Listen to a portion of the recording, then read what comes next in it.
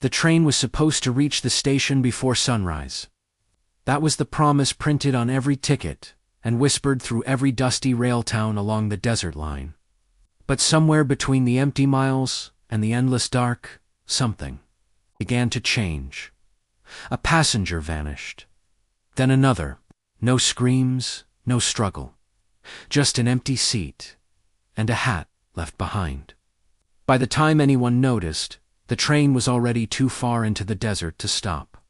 The night train rattled west through the open desert, its iron wheels grinding against the rails like a slow heartbeat echoing across the empty land. Inside the dimly lit passenger car, a handful of travelers sat quietly beneath flickering lantern light. A tired salesman clutched a leather case on his lap.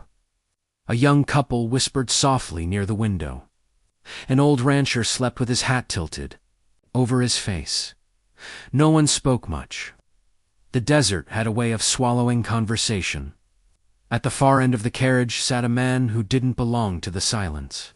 Caleb Rourke kept his back straight against the wooden seat, his long coat draped open, just enough to reveal the revolver resting on his hip. A bounty hunter by trade, Rourke had spent most of his life riding between towns that barely appeared. On mats.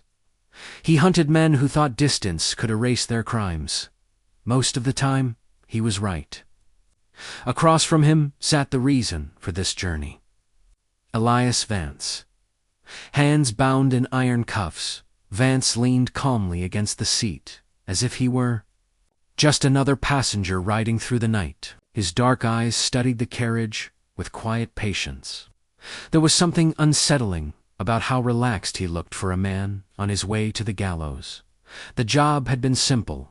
Escort the prisoner from Red Hollow to the capital station by morning. Deliver him alive. Collect the reward. Easy money.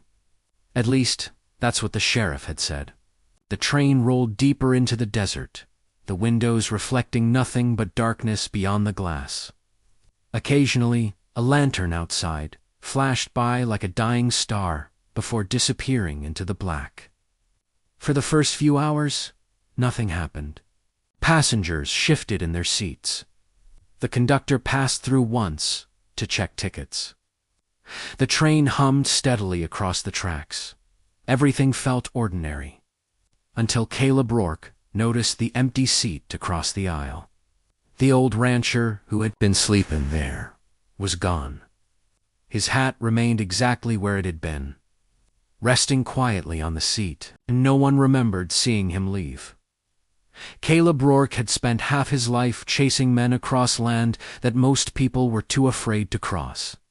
The desert had been his companion longer than any friend, and the sound of distant gunfire had become more familiar than laughter. He wasn't born a bounty hunter. No one ever was. Men became bounty hunters, the same way they became ghosts. Slowly, after too many things were taken from them. Rourke had once lived in a quiet border town where the train tracks were still new and hope still rode alongside the dust. His father had been a blacksmith, a strong man with iron hands and a simple belief that the world could still be fair if enough honest people tried hard enough. Rourke believed that too when he was young. Then one winter night, 3 men rode into town. They were outlaws, running from a robbery gone wrong to counties away. They needed supplies, fresh horses, and a place to hide. When the townsfolk refused to help them, the men decided fear would work better than persuasion. The shooting started before dawn, by the time the sun rose over the frozen rooftops. Half the town had been burned, and the blacksmith shop had collapsed into a pile of smoking timber. Rourke survived by hiding beneath the broken floorboards of the workshop, while the men above him tore through the town looking for money that wasn't there. When he finally crawled out, hours later, the world he knew was gone. The law eventually caught 2 of those men. The third disappeared somewhere beyond the desert horizon. But by then, it didn't matter. Something inside Caleb Rourke had already changed. He left town a few weeks later with nothing but his father's revolver and a promise he never spoke out loud. He would never again watch a bad man walk away. Years passed. The desert hardened him the way wind sharpens stone. Rourke learned how criminals thought, where they ran, how long desperation could keep a man alive. He became good at the work. Too good, some said. But there was one name he had never expected to see again: Elias Vance. The posters had started appearing 2 months earlier across every town between the mountains and the coast. Bank robberies, stagecoach, murders, a prison escape that left 3 guards dead. The reward printed beneath the name was large, enough to change a man's life. Most bounty hunters wanted the money.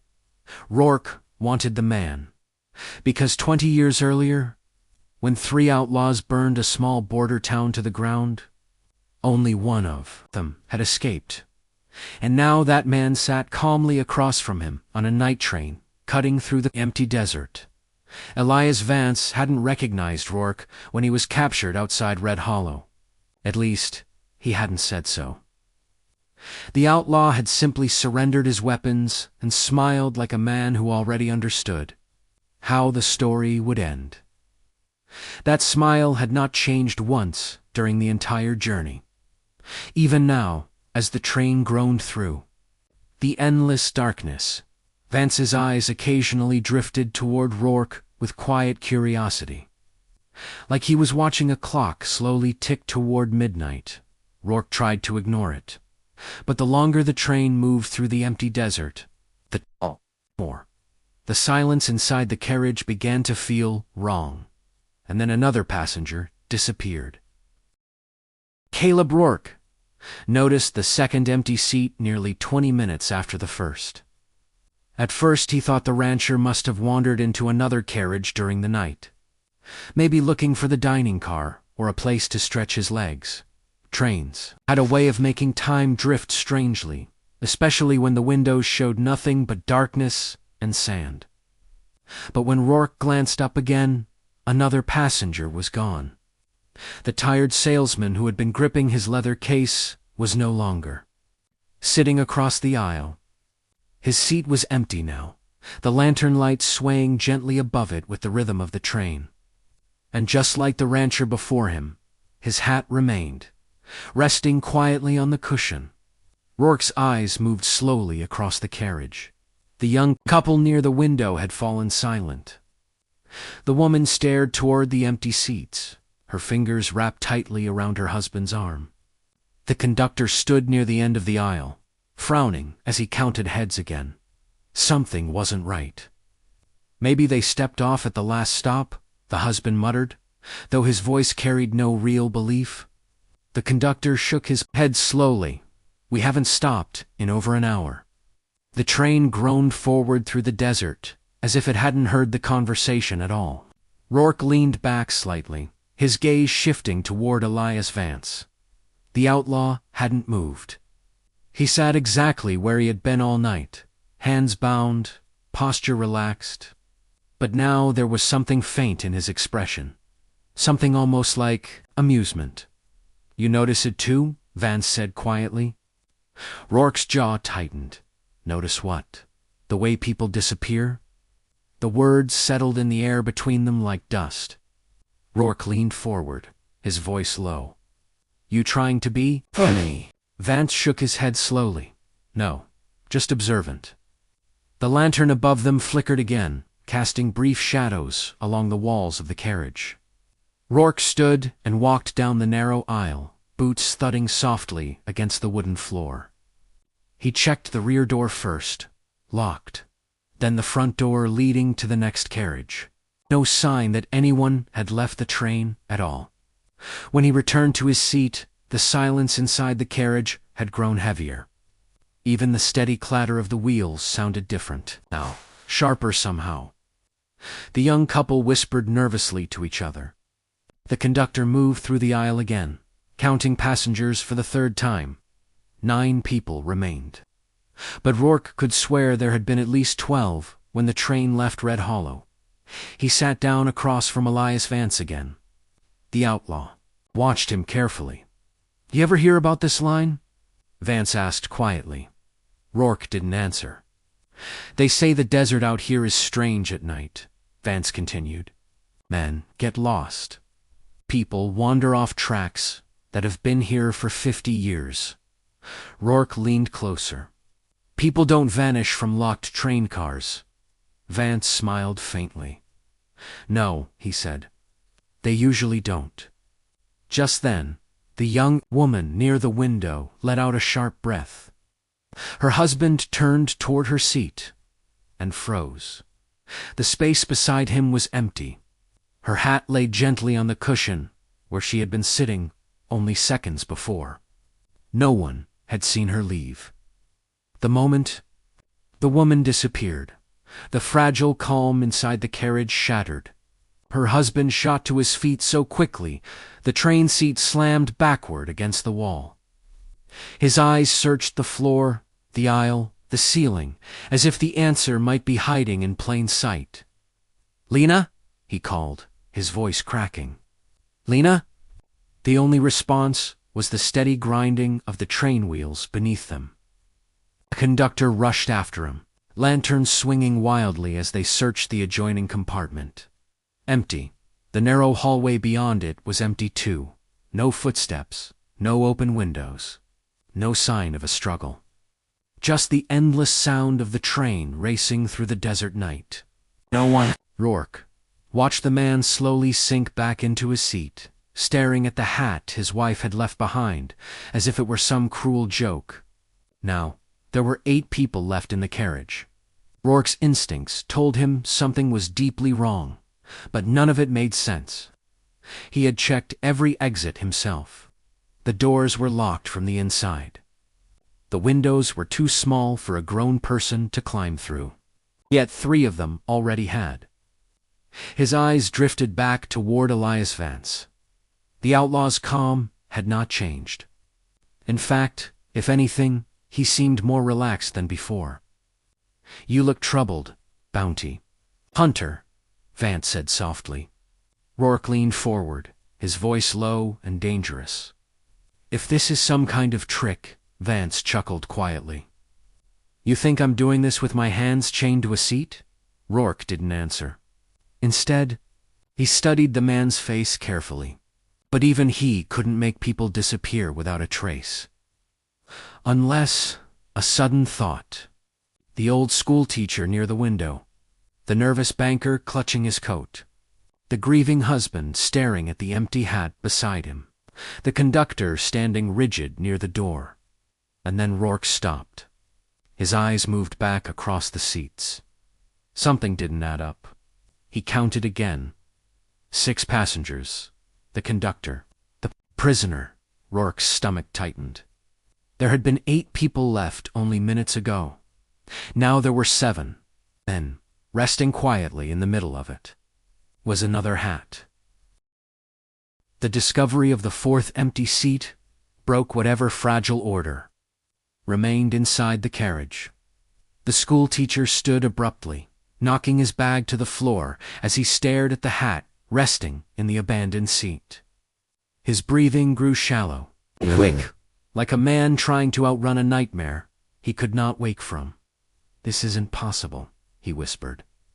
"People don't just disappear." The banker across from him was already shaking his head, gripping the edge of his seat so tightly his knuckles had turned pale. "We passed no towns," he said. "No stops, nothing." The conductor moved quickly through the aisle again, his lantern casting nervous shadows across the wooden walls. He opened every door leading to the next carriage and searched each compartment, his boots echoing down the narrow hallway. Every seat beyond was empty. When he returned, his face carried the quiet terror of a man who had just confirmed something he didn't want to believe. "There's no one else on the train," he said. The words settled heavily over the remaining passengers. 6 people. That was all who remained now in the long, rattling train cutting through the desert night. Caleb Rourke could feel the mood shifting. Fear had a way of spreading through small spaces like smoke through a closed room.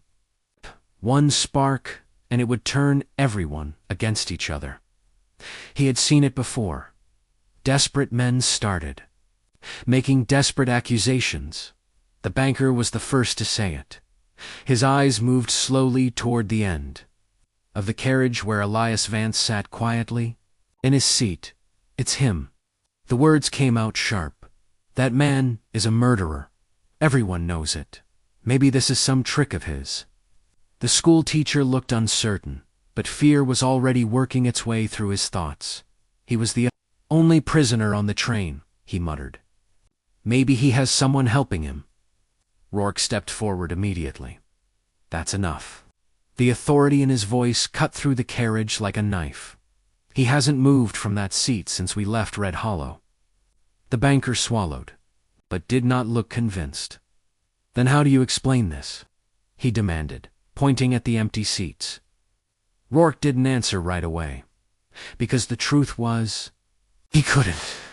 He had spent years tracking killers, thieves, and liars across the frontier. Every crime left traces. Every man made mistakes. But here, there were no footprints. No open doors, no open doors. No sound, just empty seats and abandoned hats. As the argument faded into uneasy silence, Rourke felt a strange sensation creeping up the back of his neck. The train itself seemed different now. Slower, heavier. The lantern light flickered again, briefly plunging the carriage into shadow before returning. And for the first time since the journey began, Elias Vance leaned forward slightly in his seat. You ever notice something about trains, Rourke? He said calmly. Rourke's eyes narrowed. What? They only move in one direction. The bounty hunter said nothing. Vance's eyes drifted slowly toward the dark window beside him. You get on thinking you're headed somewhere certain? The outlaw continued quietly. But sometimes, the tracks take you somewhere else entirely. Rourke stared at him. You saying you know something about this? Vance turned his gaze back toward him, and for the first time since the journey began, the smile on his face disappeared. I think, he said slowly, we're running out of passengers. At that exact moment, the lantern above them flickered again. The banker gasped. Everyone turned toward his seat. He was gone. Only his hat remained. The moment the banker vanished, the last threads of reason snapped inside the carriage. The schoolteacher staggered backward, knocking into the aisle as his eyes locked on the empty seat where the banker had been only seconds before. The conductor rushed forward, lifting the hat slowly as if it might reveal something hidden beneath it. Nothing, just a seat still warm from where a man had been sitting. The grieving husband stood suddenly, his face twisted with panic. This place is cursed, he whispered. This train. Something is wrong with this train. Rourke ignored the fear, spreading through the others. His mind was moving faster now, forcing itself to focus through the chaos. 5 passengers had disappeared, without a sound. No doors had opened. No windows had shattered, which meant the answer had to be inside the carriage, or inside the people. Still left alive, he turned slowly toward Elias Vance. The outlaw met his gaze calmly. You're thinking hard, Vance said. Start talking. Rourke replied.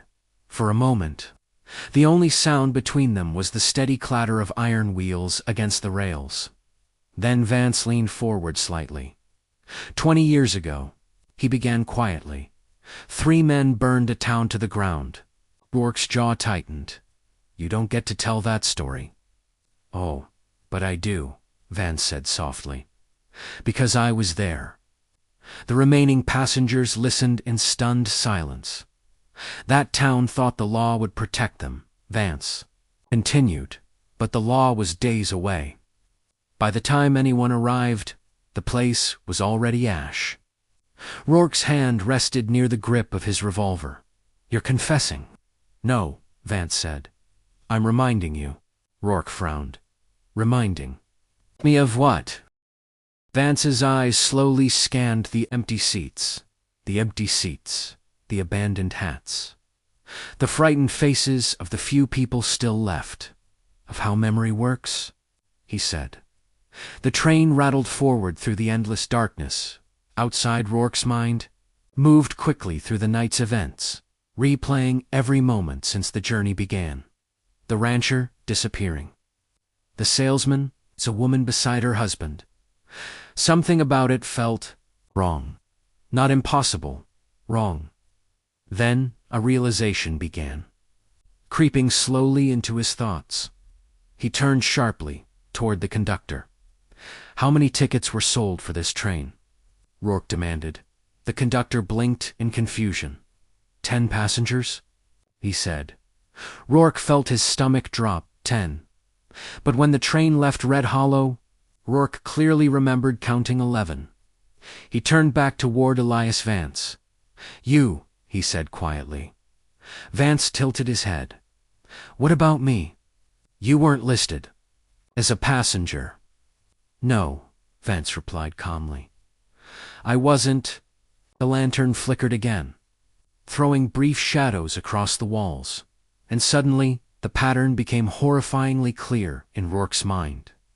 Each time someone disappeared, another passenger seemed to remember fewer people being there in the first place. Like the missing ones had never existed. Like the train itself was erasing them. Rourke looked around the carriage again. Now only 4 people remained. The schoolteacher, the grieving husband, the conductor, and Elias Vance. Rourke spoke slowly.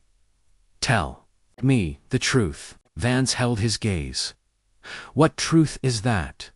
Why this train? Rourke asked. For the first time all night. Elias Vance looked tired. Not afraid, just tired. Because some roads, he said quietly, don't lead to a destination. The train suddenly lurched violently on the tracks. Lantern lights swung across the carriage, and when the motion stopped, the schoolteacher was gone. His hat rolled slowly across the wooden floor. The hat rolled to a stop near Caleb boot for several seconds. No one spoke. The schoolteacher had been sitting 3 feet away, only moments earlier. Now his seat stood empty, like all the others before it. The lantern light swayed above them, casting slow shadows that stretched across the walls of the nearly abandoned carriage. 3 people remained. The grieving husband, the conductor, and Elias Vance. Rourke slowly picked up the fallen hat and placed it back on the empty seat. His movements were calm now, almost careful, like a man who had finally accepted something he had been fighting to understand. The train thundered through the desert darkness. The endless black outside the windows swallowing the horizon. Then the husband spoke. His voice was quiet and hollow. Why are we still here? No one answered immediately, but Rourke already knew the truth. He turned slowly toward Elias Vance. You said 10 tickets were sold, he said. Vance nodded. That's right, and there are 10 hats. Vance didn't respond. Rourke looked across the carriage. Again the abandoned seats. The silent hats resting where people had once been. The growing realization settled into his chest like cold iron. This train was never meant to reach a station, he said quietly. The conductor's face drained of color. What do you mean? Rourke's voice remained steady. I mean the passengers were never the ones being counted. The husband looked confused. Then who is? Rourke's eyes moved slowly back to Elias Vance, the man being delivered. For the first time all night, the outlaw did not smile. Rourke continued. 10 tickets, he said. 10 lives taken in that town 20 years ago. Silence filled the carriage. The train rolled forward through the desert, as if listening. Vance finally spoke. They burned, he said quietly. Men, women, people who had nothing to do with the robbery. They died because 3 outlaws were too desperate to leave empty-handed. Rourke's voice lowered. One of them escaped. Yes, Vance said. And tonight, Rourke continued, the train collects its debt. The lantern flickered again. When the light steadied, the grieving husband was gone. His hat rested gently on the seat beside Rourke. Only 2 men remained now in the nearly silent carriage. Caleb Rourke and Elias. Vance. The outlaw looked toward the window where the desert rushed by in endless darkness. I suppose it's almost my stop, he said. Rourke studied him for a long moment. Not yet. Vance turned back toward him. No. Rourke shook his head. You said 3 men burned that town. Vance said nothing. Rourke's voice dropped to a whisper. You were one of them. The outlaw's eyes hardened slightly. And the second? Rourke's hand slowly moved toward the revolver at his side. I found him 10 years ago. The train continued forward. The lantern flickered once more. And in the empty seat beside Elias, Vance, a new hat appeared. Vance stared at it, then slowly looked back up at Caleb Rourke. But the bounty hunter was gone. Only the revolver remained on the wooden seat where he had been sitting. Elias. Vance sat alone in the carriage as the train roared. Through the endless desert night, no passengers, no voices, just hats resting in silence. Rose beneath the dim lantern light, and far ahead in the darkness, the distant shape of a station that had never existed on any map. Some roads carry more than travelers. Sometimes the past waits patiently for the moment when a man can no longer outrun it. If you enjoy dark, psychological stories from the frontier, subscribe to Whispers of the Wild and step back into the quiet places where every legend begins with a single shadow in the dust.